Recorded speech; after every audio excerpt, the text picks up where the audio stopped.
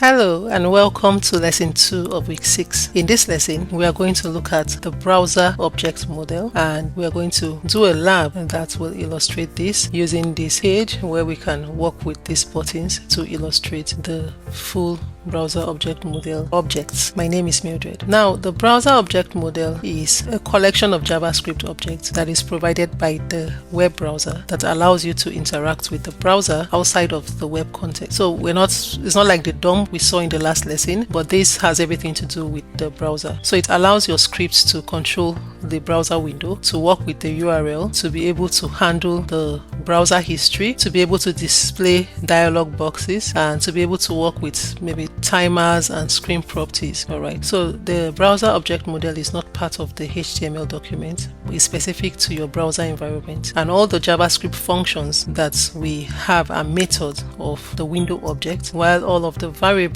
are properties of the window object. So we want to look at the hierarchy of the browser object model. We have the window, like we have this browser window, and then we now have the browser information in the navigator. We have the screen, we have the location, we have the history, and then we have the DOM, which is the document where we have all the HTML content. Then we now have the console and also the timers where we can set timeout and set intervals. So in the console here is where we can debug, right? So window, when we say window, is the global object. So every time you come and you see window, it's always the global object in the browser. And so when we say window.alert and we put something in the alert, say let's say hello, on this page I'm going to put, we have the example.js here. So when I refresh it, we'll have the alert that says hello. So we can just use the alert without using the window, because the window is a global object of the browser. So you don't always have to say window for it to work. All right, so you can see that this window object is like the core of the browser object model. So let's look at the common properties that we have. Let's say we have this p tag and we have an id of, let's change this id to demo, okay, and we want to get this paragraph. We want to use the DOM to get this, and we want to get the height of the browser window and the width of the browser window, and we want to put it in the inner HTML here. So let's come here and say we want to get, let's say, document dot get element by id, and the id of that element is demo, and dot inner HTML. In the inner HTML, we want to store the browser window width and the browser window height. So we have window.inner width property and window.inner height property that we can use to get the width. So we can say browser inner window width, and the width is, let's concatenate, plus window.inner width plus, let's add the unit of measurement is pixels, so we say px, and then we break, plus we want to add the height, browser inner height or inner window height plus window dot inner height plus the unit is, let's say, pixels. So we have this, and when we come here and we refresh, it will give us the width of this browser is 641 pixels and the height is 599 pixels. So we can do that. So we have several methods, like the alert method that we saw that shows a pop-up alert box that we looked at. We can also have the confirm method also that we can use to ask, do you want to do this, yes or no, or okay or cancel. And then we have the prompt that will allow you to put an input. We have to open a new browser window or to open a new tab. We have the open method. We have the close method that will close the current window, and then we also have the print method that will open a print dialog also. So the navigator object contains information about the browser. And when we have navigator.appname, let's say for instance, instead of this, now I can say I want to have navigator.appname. Okay, so let's change this to navigator. So this is a navigator object dot app name. Okay, so when you have the, let's say the browser will tell us the app name, and you can get the version. So let's say the version here will give you navigator dot app version, something like this. So we can log this in the console. Let's not put this in the inner HTML. Let's say console.log. So I'm going to change this so we can see this in the console. Console.log, and we want to have another one here, console.log, and we get the version. So we have the navigator object that contains information about the browser. And when we come here, we have the browser Netscape, the version 5.0 Macintosh Intel. So it gives every information about your browser and the version. Okay, so we can use that to see your navigator.platform to get the operating system platform. platform. We user agents to get a user agent string. We can get all of it if we want. So let's look at all of the properties that we have for the navigator object. So we'll say navigator.user agent, and we want to have, so let's change this to user agent. So here we want to get the platform, and so we'll have navigator.platform. So these are the different properties of the navigator object. So we can see the platform mark Intel, the user agent gives us a string of the user agent, and then we have this version. So you can think about a different kind of networking app that you can create when you want to see the kind of browser that someone is using, and if it's not a particular browser or version, you want to put a message, and when they come to your site and get all of this information, you can log this information. Let's say for security purpose, you want to always get the information of what the user uses and send, or where the user is logging in from. So if you have dedicated systems that you want them to use for a particular app or to access some particular site, let's say you're working in a high security facility and you don't want that network access from other devices apart from the specific work device, you can always log this, get this information and log, and when you build your app. We have other objects like the screen object that gives information about the user screen. So if I want to get the width and the height, I will use the screen.width or height property to get the total width and height of the screen. If I want to get the available width and available height, excluding the taskbar, I will get that using avail width and height, the color depth and the pixel. We can actually log this to the console also to say, let's say we want to get the width. Now we are looking at the screen object, so we'll get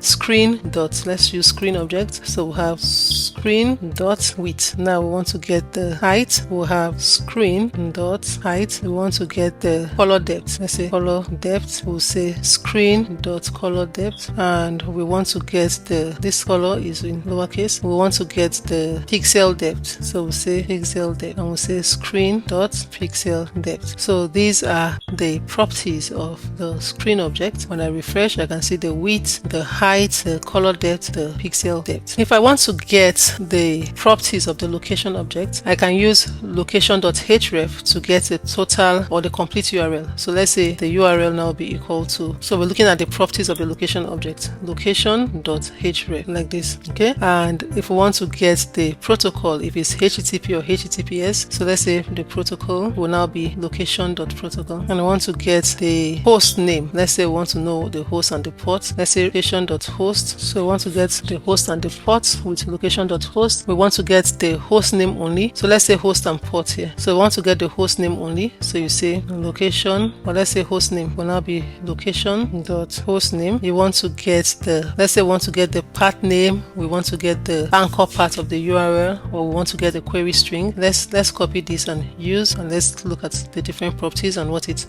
gives us. So here we'll get the, let's say the path, so that location.path name, and here we want to get the hash, and so write location.hash. So this is just going to be anchor part of the URL, let's say anchor of URL to make it easier to know, and we want to get a, let's say query string, and we'll say location.search. all right, and when we come here and we refresh our page, we don't have any query string, so there's nothing. We don't have the anchor part of the URL, so here we don't have location.hash. Then here we have the path name, and it gives us users. So this is the path name, is a file path. Here we want to get the host name. There is no host because it's file. We want to get the host and port. No, we don't have that. Assuming I was trying to get this from another web URL and not from this file, then to display all of this if you put this on the URL. So we have methods that we can use to load a new page, to reload current pages, and to replace current page. When we start submitting files with Ajax in an advanced course, if you take the course sequel to this and programming with HTML, CSS and JavaScript, you'll see how all of that is done.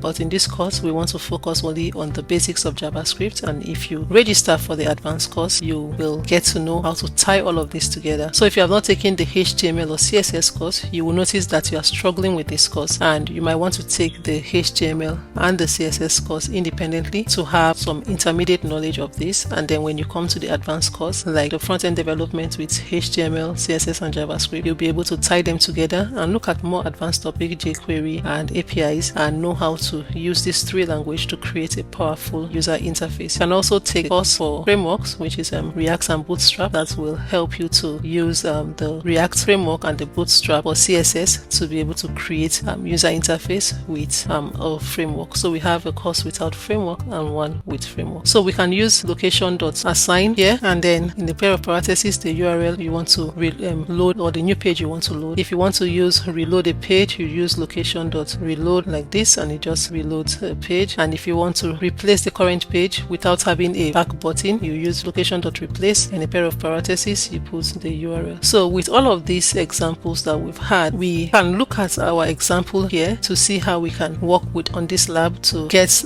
different methods to alert, to work on the screen object, the location object. We've looked at the navigation object. We've not looked at the history object and the time intervals. Maybe we'll quickly look at that so that you can understand the lab as we do them. So the history object allows navigation through a browser section history. So we have different methods and properties for the history object. If you have history.length, like history.length like this, is going to give you the number of pages in history. If you put history.back like this, it's going to go back one page. History.forward like this is going to go forward one page. And if you put history.go and you have an argument n, it will go forward or backwards n number of pages that you want to go. Alright, so if you want to go back to the previous page, you use history.back. To forward to the page you just came back from, history.forward. If you want to go, let's say 2 pages, so history.go -2 will go back, and if you go 2 you go forward like that. Alright, so these are for the history, the method of the history object. So you can have the different dialogues in the browser object model. We already look at the alert method. We have not looked at the confirm. When we say window.confirm, and here when you do window.confirm, you can now put something in the parentheses. So let's say, do you want to submit this form, something like that. So this will now give confirmation. You click OK, and then you can give another alert. You can use a prompt where you say prompt, let's say, you can say a prompt, and you want to say enter your name or something like that in the prompt. All right, then you can use the timer, and for the timer you set timeout. So you use like the set timeout function. You put a function here and the time in milliseconds. So let's say function and the time in milliseconds here for your set timeout. So here is function, not finally. I'll just put func like this, and then the time millisecond. You can set time intervals to execute function repeatedly every particular milliseconds. Okay, and then you want to clear timeout, and you put the cancel the timeout and cancel into an interval. You do that. All right, so let's look at the example. So we are going to use the bombscript.js to write our JavaScript file. For this page, we have the HTML page that we can see here. We have the CSS that we have all of these styles to make it beautiful, so we can see the buttons well. So what we want to do here is to have this to show an alert when we click, this to show a confirmation, this to show a prompt. We want to get screen info here. We want to be able to reload a page. We want to go to example.com, another site. We want to be able to show browser info. We want to start clock, stop clock. We want to have the history object go backwards, go forward, and things like that. So let's go to our JavaScript file now. Let us start learning how to write this. So the first one we're looking at is the window alert method. So here, let's come here to see we have this window.alert method. We have button with ID, alert btn, confirm btn, and prompt btn. So we want to show alerts, and this alert btn is the name of the ID. So let's put it here and let's work with this one. So we want to show an alert. We know it's window.alert or just the alert method that we use. So we want to get this button here, and when this button is clicked, so that we can attach maybe if we don't use event listener, we want to put an on-click event. So let's do it like this. Let's just use on-click event. So say documents.get element by ID. The ID of that element is alert btn, and we want to put dots. So now we can add an on-click event here. So this is another way to add events. If you are not using an event listener, you can use on-click just the same way we use it inline on a button. We put on-click is equal to, we have no parameter, so it will be empty. If you can't use the arrow construct, just create a function and run the function, so it makes it easy for you. But the arrow construct is modern. You have to understand how to do it so you can read code. So what we want to do here is window.alert, and we want to say, let's just write anything here. This is a sample alert box. So now we have attached an event to this button, and so we expect that when we click this button, it shows an alert. This is a sample alert box. So this one works. So we're working with this. We want to show a confirmation now. So now we have this button with the ID confirm btn here. So we want to work with confirm btn. I'll put the ID here so I don't go back and forth between pages, and I want to put a confirmation. So I'll say document dot get element by ID, and the ID here is confirm btn, so you can use single or double quotes. Let me just for consistency use my single quote. Dot, we want when this button is clicked, so we'll say on click is equal to, we run our function and we want to put a confirmation window, so we'll say constant confirmed is equal to window dot confirm. Let's just assume that we are submitting a form. Do you want to submit this form? Okay, and if the person clicks OK, then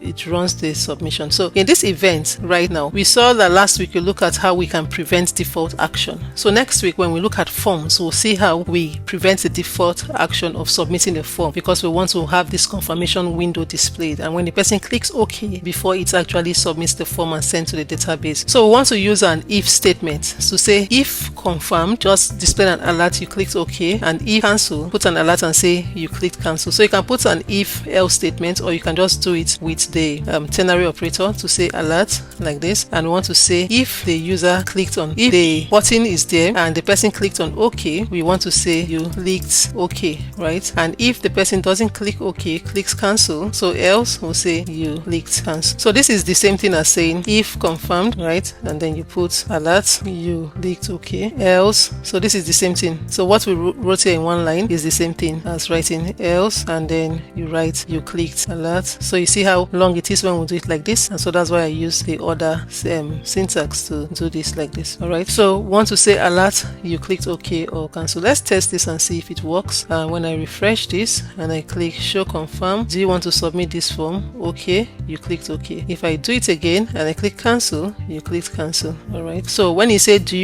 are you sure you want to save? So when you're using JavaScript for your forms on your user interface and you click cancel, the person just says this confirmation is to remind the person that you just clicked a confirmation, so it doesn't just send without this. You can cancel and say you don't want to submit this. So in the event of a form, when you click cancel, it doesn't display another alert, it just goes back to the form values that you have, or this will just send it to the database or whatever you want to do. So let's look at how we can make this prompt to be displayed. What we want to show on this prompt is when this button is clicked, it should show a prompt to enter the name, and then we want it to display hello and the name of the person. So we have this here and the name is prompt btn, and so we're going to work with this. So we'll say document dot get element by ID, and the element is prompt btn, and we want to add or attach the onClick event to this. So we'll say onClick is equal to, we don't have any parameter, so we'll leave it empty, and then we want to find the function that we want to run when this button is clicked. All right, so what we want to get is we want to get the name that the person enters in the prompt. We want to display a prompt and the person enters the name and we get the name. So let's say constant name is equal to, so we want to store this in the prompt. We'll say window dot prompt, and this prompt will be enter your name. All right, and when the person enters the name, we want to now, let's say if the person enters the name, it's not empty, so if name, we want to alert hello plus the name that was entered, so hello plus name. All right, so let's just put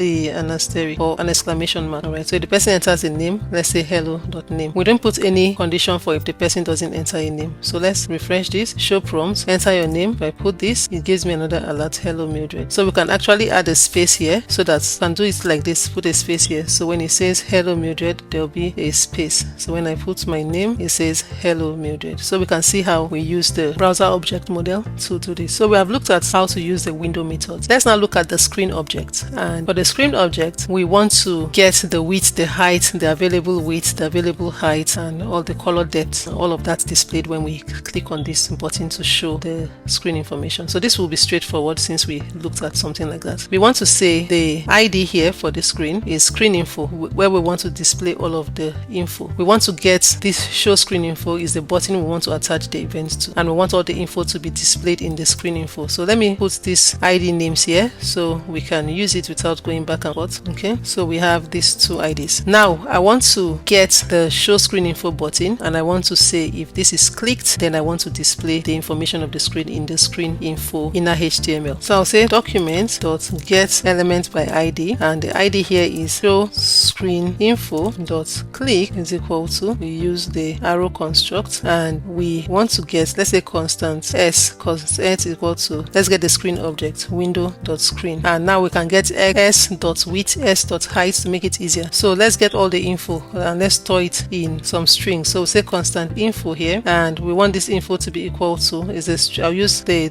backticks so to make it easier for us to use our quotes. So I want to get the width here, and I want the width to be, so when we use the backticks we can use the $sign to get the information as a variable s.width like this. So we can quote a variable and we want to get it in pixels. We want to also use the break tag so that the HTML break tag, so it will start on a new line, the next one. So we'll say height will now be $sign s.height, and this will be pixels, and we'll break. Let's use the break tag. Then we want, see, I'm not putting a semicolon because this is all part of a string. I just use the template form here. Available width, and the available width will be, let's say s.avail width, and we want this in pixels also, and we use the break tag. And then available height will now be $sign s.avail height, and this will be in pixels, and we break. And then we want the color depth. Color depth will now be s.color depth, and we want this in pixels, and then break. All right, so we have all of this, and we want to now get the screen info. That's the paragraph tag with the screen info value for the ID to display all of this info. So now we'll say document.get element by ID, and we're getting the element that has the value of the ID attributes to be screen info, and we want to put in the inner HTML the info. So you see how it's easier to store this in a variable. We use the template form so it can display all of this, right? So when we come here now and we refresh our page and we click this, we don't have this displaying, then we must have made an error. Oh, this should be inside of this click event. So the error I'm making here is I put click instead of on click. So once we are not attaching an event listener, you have to put on in front of the event name, so it's on click. So when I refresh now, we'll do this, and then we now have the information displayed. Okay, you can do a toggle. When you click again, it disappears. You click, it comes, but we can see the screen object information. Now let's look at the location object. Here we want to get the current URL. We want to be able to reload the page, and we want to be able to navigate. So we have current URL, we have reload btn, navigate btn. So what we'll do here is to first of all get the current URL, and then we want to also get the button that will reload. So let's see how we have it here. So here we have the reload page. Current URL will display here. We want to get this reload button, and we want to click on this button, and we want to redirect to another page. All right, so here we say we want to go to example.com. We can say go to School of Programming. We'll try to put a live site so that you will see it properly. So the first thing we want to do is to display the current URL. So say document.get element by ID, and the ID of that is current URL. This one, get element by ID current URL dot. We want to get the text content now. So we use text content is equal to location.href. So we are using the properties of the location object, and when we refresh, we see the current URL here. So the next one we want to do is to be able to click on the button, and we reload that page. We want to add the on-click event to that button. So the button here is reload btn. So we'll say document.get element by ID reload btn.onClick is equal to, we don't have any parameter, and we want to just use location.reload to reload page. So when I click here, it reloads. So you see this, just watch this button will blink because it's reloading. So it works well. So the next one we want to do is to navigate to a new page. So we'll say document.get element by ID. So the value is navigate btn.onClick is equal to, and when we click this button, we want to change. So we'll say location.href, let's say is equal to https schoolofprogramming.online. So we can go to example.com as we specified on the text, but I want us to go to another site so you can see that it's going to a real site. So when we click on this, it goes to a new site on the same browser window. So we can go back here. All right, so you can see how you can do that too. When you click, you go redirect to another site. Right, so we can use the properties of the navigator object to show browser information.